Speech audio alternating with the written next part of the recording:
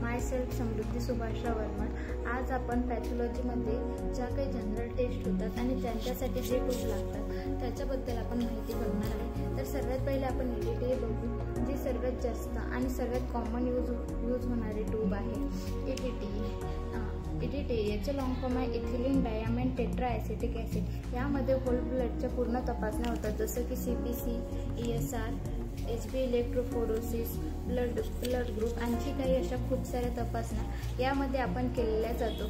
आणि याच्यामध्ये फक्त ही जी मार्किंग आहे त्या मार्किंगपर्यंतच ब्लड घ्यावं लागते, नाहीतर टेस्ट आपली ही बरोबर लागण्यात येत नाही।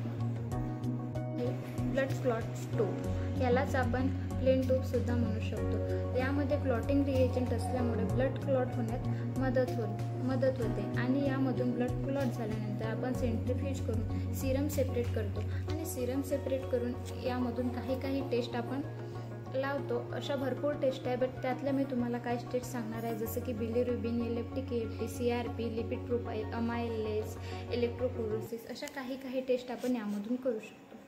ही ट्यूब आहे सोडियम फ्लोराईड, ज्यामध्ये आपण ग्लुकोजची तपासणी म्हणजेच आपण शुगर यामध्ये चेक करू शकतो। फास्टिंग आणि पोस्टिंग हे ग्रे कलरची ट्यूब आहे, यामध्ये सोडियम फ्लोराईड हे लिक्विड प्रेझेंट असते।